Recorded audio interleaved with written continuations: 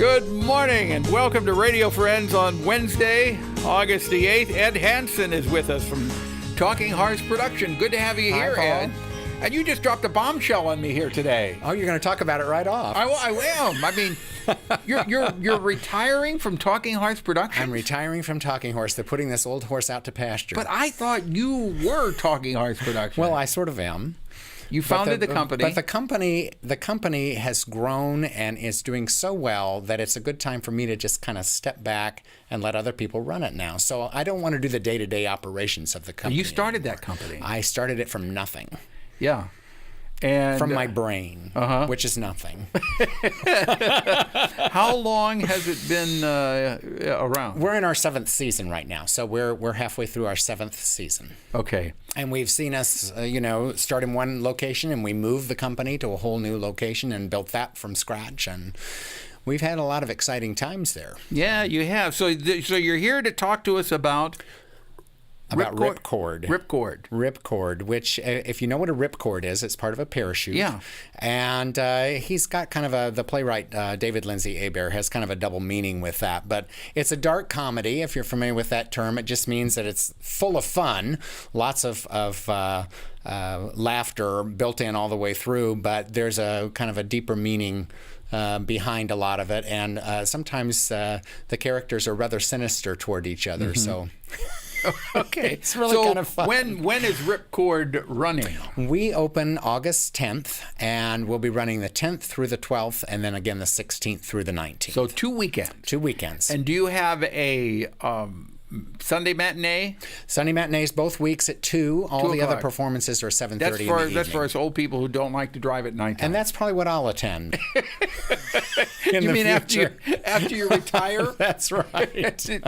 So are we not going to have the pleasure of your company on here again then? Well, if we do the Sinatra Supper Club again, I'll probably come back and sing. Or if I'm a featured player in a show, I'm still going to do a lot of acting. That's really what I want to do. It's what I retired from my teaching career to begin with, was to pursue more acting. And I got sidetracked by starting a business, and now I've become more of a businessman, and I want to kind of get back to the other aspect of the theater. I wish you the best of luck. I know you won't be sitting in a rocking chair all day long. I'm going to be working a lot. All right. I will guarantee you that. But Ripcord, it opens in a couple of days, and it runs 2 weekends. It runs 2 weekends. Can I give you just a quick synopsis of the show itself?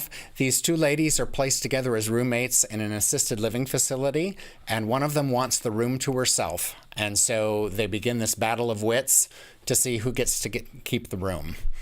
And most of it is set in the assisted living facility, but there's one scene in a haunted house. There's even one scene where they go skydiving. Oh, okay. That's the name Ripcord. Did somebody die? Not telling you. All right. Well, Ed Hanson, thank you so much for coming by. It's been a pleasure knowing you all these years. Well, we'll continue to know each other. Yeah, I don't think either one of us is going anywhere. As you go into retirement. It's going to be exciting. Okay. Best of luck to you, Ed. Thank you so much, Paul. Okay. And if people want to get tickets, you want more information, you can go to their website. Ed, you need to move out right now. He's retiring, but he doesn't want to. Just a little more, please. He's retiring, but he doesn't want to leave. I tell you, if you want more information, go to their website.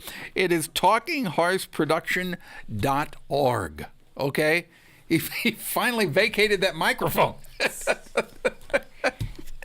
So Karla Washington could pop in here. Thank you, Karla. I'm going to tell on Ed. We were discussing before we came in that we had 8 minutes together, and he said, so that means 7 for me and 1 for you. And That's what he was trying to do. I didn't take him seriously, but that might have been a bit of a mistake. He didn't want to leave.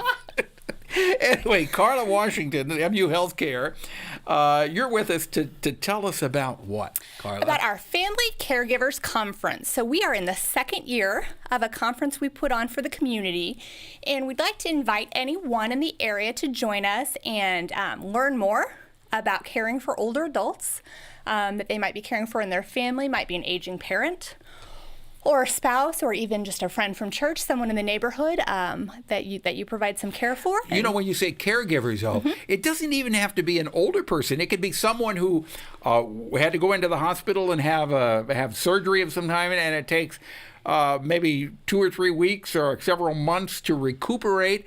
and you're a caregiver for that person, and it's hard being a caregiver. It is very hard being a caregiver, and your point is incredibly important.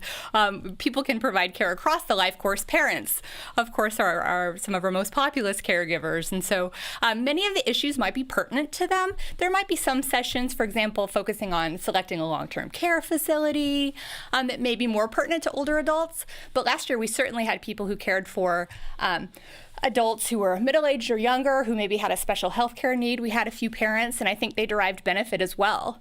So if people look at the topics online and think there's something of interest, they're more than welcome. Now, I don't know if this is something that you would be dealing with, but what about grandparents? It seems like all grandparents now are taking care of kids. It's like they're raising their grandkids. Is that something that you would be dealing with too? So that might be less a focus of this particular conference, but what you're talking about is intergenerational caregiving. Yeah. And the University of Missouri has many, many experts who are studying that and trying to identify ways to really support grandparents. I think one of the misperceptions is people envision a grandparent and they think of someone who's maybe in later adulthood. And of course, many people are grandparents in middle age and sometimes younger. So we have people who are researching ways to help people across the life course for sure. Yeah, but I mean, I know grandparents who are in their 80s, and you wouldn't know they're in their 80s. Yes. You'd think they're in their 50s or 60s, and they're taking care of really young kids now. Indeed. It is a growing issue and one that people are certainly paying attention to for good reason. Yeah, but as far as what you're dealing with is caregiver with someone who is recuperating or someone who is just older and needs assistance. If you are a caregiver, you need to know how to take care of yourself also. Absolutely. And so we really have three goals for the conference. And the first is to provide some education from experts at MU Healthcare about, for example, delirium or advanced care planning or issues that might be really important to know more about.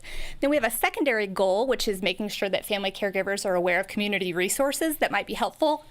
Then most importantly, I think, last year we had this really great sort of emerging goal, which is all of the caregivers who were in the room at breaks, at different points during the day, were just talking to one another and really building systems of support. That's sharing the to know tips. that you're not alone. Yes. What's the date of this? August 16th here in Columbia, Missouri. Okay, and you can go to muhealth.org/caregivers conference to That's get it. all the information and to Indeed. sign up for it. Look forward to seeing anybody there. All right. Thank you, Karla. It's a pleasure having you here. Thanks so much for having having me. me. You have a great personality. Well, thank you.